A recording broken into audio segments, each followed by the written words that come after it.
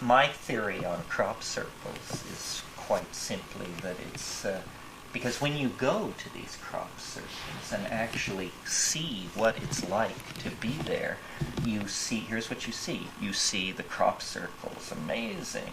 You see a few ragtag British freaks wandering around scratching their heads, and you see a shitload of Japanese tourists. Well, then when you look at world media, you see that the Japanese media pays an incredible amount of attention to these things.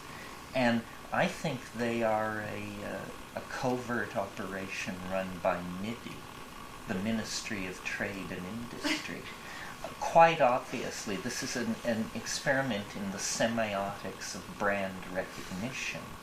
And all over England, there are roving bands of Japanese tourists who, at the snap of a Nikon, rush into the fields, and from a tradition of centuries of ninja stem snapping, they produce these things Johnny quick, and then put their Nikons back on.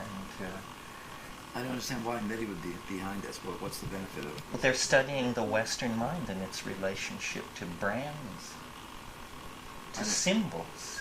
These are symbols, is what they're... I mean, people say they're communications. Well, they're a shit-brained form of communication because they don't communicate anything, for God's sake.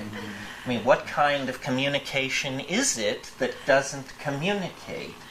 So, and a number of people have behaved very oddly around the crop circles. I mean, for example, the other thing you see when you go to southern England is, my God, there are RAF bases everywhere, and nuclear weapons bunkers, and cruise missiles, and this and that, and you're asked to believe that the Ministry of Defense is utterly sanguine about the fact that the airspace of England is being violated night after night by a mysterious agency that is, if you can snap the stem of a wheat stalk, you can throw the switch on a machine.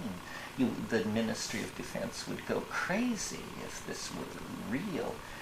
One theory Rupert and I came up with is, it's called the out on a limb theory, which is, it is possible that inside MI5, which is British intelligence, there is a certain amount of concern about the growth of New Age ideas in England.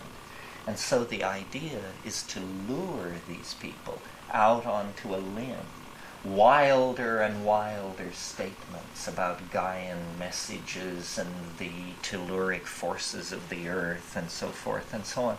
And then once every nut in England has signed on to this phenomenon, you just hold a demonstration, bring on your jumpsuited team of crop circle makers and say, we, MI5, we did it, and you people should now all find honest work because your level of credibility is now exposed as basically close to zero. But I like the Japanese idea. Yeah, that's cool. And I think the cattle mutilations of a few years ago in the States were also a Japanese project. I mean, it had all the Japanese and American elements. You know, the lonely American prairie with its brooding sense of strong men and lurking evil. And then, the Japanese love of animal mutilation, shiny blades, mysterious padding around. I mean, it's... I thought it might be a good test of the Star Wars system. The guys are having fun with the joysticks. Well, people have suggested that, although, again, you would think the wheat fields of western Siberia would be doing it at Glastonbury. England... They wouldn't get any status and recognition that way. I mean, they blast England, you get some recognition for it. The human mind is incredibly perverse, I know, because I have one. And... real mysteries can take enormous pressure.